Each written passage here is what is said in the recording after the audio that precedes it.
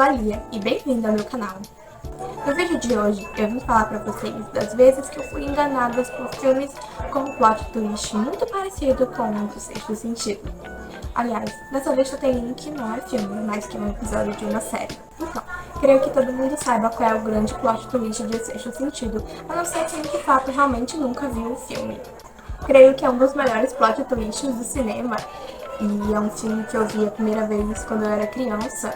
O filme saiu em 99, então quando o filme saiu eu tinha 3 anos e eu não tinha a idade pra lembrar do que aconteceu no filme, porém ele sempre passava na Globo, repetido. Então quando eu já tinha idade de lembrar das coisas, eu assisti e aquele filme me deu tanto medo, gente, sério. Eu sei que ele não é somente um filme de terror, ele é mais um filme... Na minha concepção é mais terror psicológico, que é chamado de filme de horror. E ele também tem muita coisa de drama, né? Um filme que tem bastante drama, que tem cenas bastante dramáticas. E aí é um filme muito bom, porque ele não tem só cenas aterrorizantes. Ele é um filme em que o menino, no final, ele acaba se sentindo aceito e integrado à comunidade. A mãe dele finalmente consegue entendê-lo e tudo fica bem entre eles. E o moço do começo do filme, né, que não sabia que ele estava... Não posso dar spoiler, né? Ele finalmente consegue partir em paz. Então, se você não viu o filme, corre lá pra ver, porque eu não quero dar spoilers, mas não tem nem como não dar spoilers.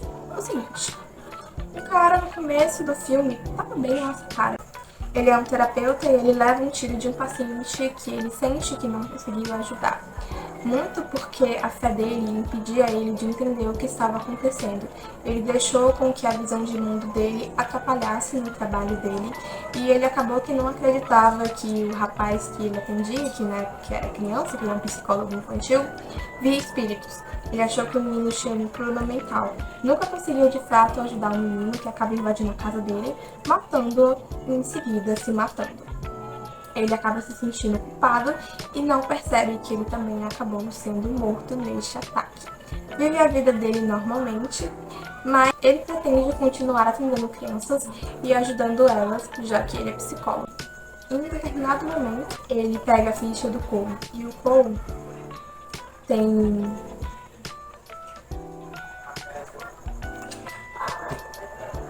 O Cole tem um histórico de vida muito parecido com aquele paciente que ele não conseguiu ajudar e acabou se matando. Então, ajudando o menino, ele tratando o menino, ele continua naquela. Ele não consegue acreditar nessa coisa de ver espíritos, mas com os acontecimentos que se desenrolam no filme, acaba que as dúvidas dele caem por terra e ele acaba percebendo que, de fato, o menino via gente morta o tempo todo. Ai... Nossa. Quando ele finalmente entende essa verdade, ele acaba depois descobrindo que ele também está morto. E nesse ponto ele já consegue aceitar isso e partir em paz e depois se sente super integrado à comunidade e feliz consigo mesmo. O que tem esse filme?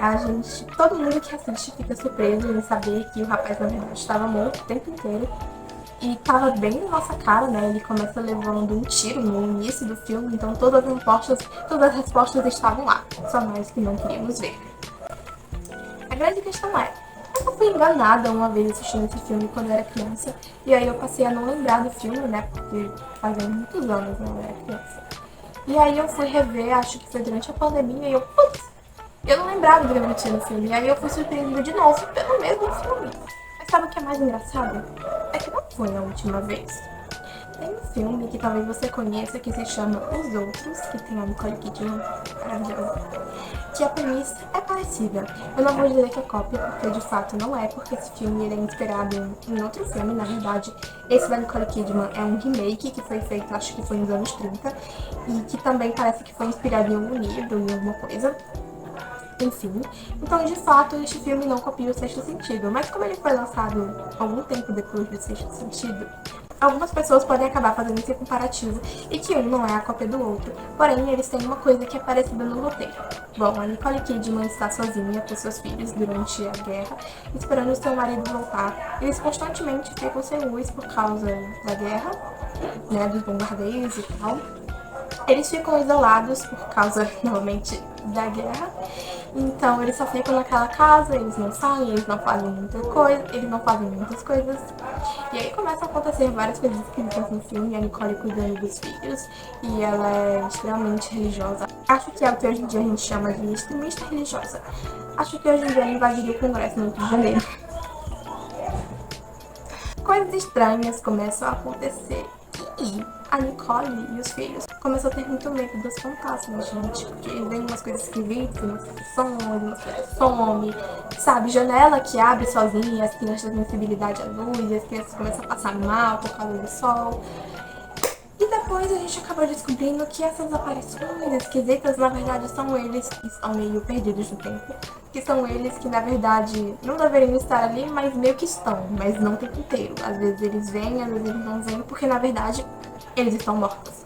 Sim, gente, eu fui enganada de novo pelo mesmo plot twist. De novo. E, tipo, é muito engraçado, sabe? Tipo, não, imagina isso na vida real. Morrendo de medo. E aí você descobre que, na verdade, o fantasma é você. É no mínimo engraçado.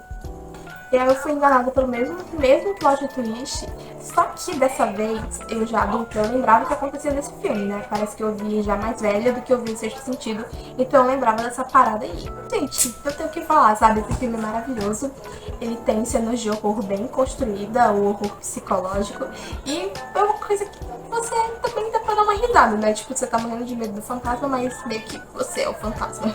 Lembra só aqueles memes, tipo, eu vou acender uma vela aqui pra expulsar a energia negativa e no fim a energia negativa sou eu. Não contente com isso, então eu fui enganada pelo mesmo plot twist a terceira vez. E a terceira vez foi assistindo uma adaptação de uma coleção de alguns episódios de mangás, né, de Junji Ito. Eu fui assistir, gente, tem no YouTube, tá? Eu acho que tem completo no YouTube, porém não tem dublado. Não achei em nenhum lugar dublado, acho que nem tem. Ano passado eu estava assistindo o Junji Ito. E o nome do anime é Junji Ito Collection, que tem algumas coisas de alguns mangás dele, né? Tá misturado, não é só um mangá. E ano passado eu fui ver o anime que saiu do Junji Ito na Netflix, que é Histórias Assustadoras do Japão. Eu acho que é isso, Histórias Assustadoras do Japão. Gente, aquilo é uma porcaria, nossa. A animação 3D que tem em alguns momentos é completamente ridícula, a animação é completamente preguiçosa, animaram o mínimo possível de frames, mas enfim, não vamos entrar nisso. Acontece que assistindo essa coleção, eu não assisti todo, eu não consegui assistir inteiro, eu achei tão ruim que eu não consegui assistir tudo. Porém, isso me deu curiosidade de ver mais coisas do Junji Ito, então eu fui ver esse outro anime, que é o Junji Ito Collection, porque tinha um episódio sobre a Mie, eu queria ver, só que o episódio com a Mie aparece tão sem graça, enfim. E nesse anime tem um episódio que tem exatamente esse plot twist de novo, outra vez. Seguinte, tem uma moça, no começo do episódio ela tá tendo um sonho, eu acho que ela sonha que o pai dela tá morrendo, e ela tem essa pira que ela morre de medo do pai dela morrer, porque a mãe dela já morreu, e ela não quer de jeito nenhum ficar sem o pai dela, então ela tem essa pira o tempo inteiro que, tô sempre preocupada, eu não quero que meu pai morra. Essa é a personagem, desesperada pra que o pai dela não morra e o pai dela já não quer. Ela é casada com um cara e mora na casa dele, com a família dele. E a família dele é um tanto esquisita. Eles têm uma coisa, né, que as pessoas da família dele, quando morrem, eles fazem um ritual com as cinzas da pessoa, né, porque no Japão, quando as pessoas morrem, eles cremam. É costume deles. Eles fazem um ritual lá pra que a pessoa ela meio que vire um fantasma, então ela vai continuar vivendo na casa, que é meio que é pra pessoa se acostumar com a morte e os parentes se acostumarem com a morte. Esse reflexo da pessoa só dura 10 anos, não dura mais que isso. Então, durante esses 10 anos, é concebível que a família consiga se conformar com a morte dessa pessoa depois de ter ela ali durante 10 anos como fantasma, batendo uma saudadezinha do seu fantasminha, do seu Gasparzinho todo dia, fazendo coisas com ele, comendo um pãozinho com manteiga normal. Fazendo um pão com manteiga. Enfim. Aí ela começa a ver umas coisas esquisitas lá na casa, tipo, umas pessoas meio transparentes, sabe? Tipo, não tô zoando, a pessoa fica transparente, é tipo Gasparzinho mesmo. E ela, tem uma coisa que esquisita acontecendo. Aí o marido dela explica que tem esse ritual. E ela acha de fato muito esquisito, né? Até ela entender que tava morto, assim, levou um tempinho. E aí depois ela acaba descobrindo que a irmãzinha mais nova do marido dela, que é uma criancinha, também já, coisa americana, É bem triste essa parte, inclusive, e ela começa a perceber que tem coisas ali que ela não tava percebendo, né? Como é que a menina tava morta e ela não sabia, né? O que mais acontecia ali que ela não entendia? Coisas esquisitas acontecendo, ela sonhando com o papai dela em Americanas, e ela não quer que o pai dela vá de Americanas. E em determinado dia, ela vai fazer a comidinha do marido dela, que já tá esquisitinho com ela. Ela leva a marmitinha dele pra rua, atrás dele, e ela vê ele se beijando com outra mulher. Ela confronta ele e pergunta se ele vai se divorciar e se vai deixar ela. E ele diz que não vai se divorciar dela. E ela começa a entender, tipo assim, você não vai se divorciar de mim, mas aí você vai deixar ela? E aí ele diz que não vai deixar a amante. E aí ela fica mais confusa ainda. E aí, sem ter mais pra onde correr, sem ter mais que desculpas dar, ele acaba contando pra ela que, acredita, pasmem, ele acaba contando que, poxa, a essa altura do vídeo você nem tá esperando, né? Que na verdade ela está morta. Gente, nesse momento que eu vi, eu fiquei assim, eu não acredito que eu fui enganada de novo. Eu fiquei assim, não pode, gente. Eu já fui enganada no sexto sentido. Eu fui enganada nos outros. Aí agora eu sou obrigada a ser enganada de novo nessa coleção de episódios de Jiu-Jitsu. Não dá. Jiu-Jitsu assistir no sexto sentido, só pode. Aí eu fiquei indignada. Não acredito que 3 vezes eu caí na mesma coisa. E é bom que da próxima vez que eu for assistir algo que a pessoa tem muito medo da morte, tá com muito medo de fantasma, muito medo de que alguém morra, é aquilo, né? Eu penso pra mim que quando você tem medo demais de uma coisa e pensa demais naquilo e tá muito ansioso e gasta muita energia com aquilo, na verdade você só tá atraindo aquilo. Sei que isso é besteira, esse negócio de energia e tal, mas sei lá. Se você pensa demais nisso, você acaba atraindo isso. Ou será que você já tá morto? Não tá sabendo. Enfim, ela tava morta e ela não sabia e ela fica muito chocada, né? Depois ela acaba se lembrando, né, de algumas coisas da morte dela e tal. Se eu não me engano, ela morre atropelada. Ela ia se casar no dia seguinte e ela acabou morrendo. E o marido dela não se conformou que ela tinha morrido e fez o ritual e continuou vivendo normal com ela, como recém-casado, como se ela nem tivesse morrido. Bizarro. E durante esses 10 anos, como de fato que é dito, né, que nesses 10 anos eles aceitam a morte da pessoa, ela acabou aceitando a morte dela e seguiu em frente com outra. Só que ela ficou ali sem entender porque que o marido dela tava com outra, sem entender que ela tava morta. Gente, poderia ser triste, mas na verdade não foi, porque ela pensou, ela percebeu que todo aquele medo que ela gastou a vida inteira, sabe? Ela gastou tanto tempo com aquele medo e no fim ele não serviu pra nada. Só fez com que ela não aproveitasse a vida dela.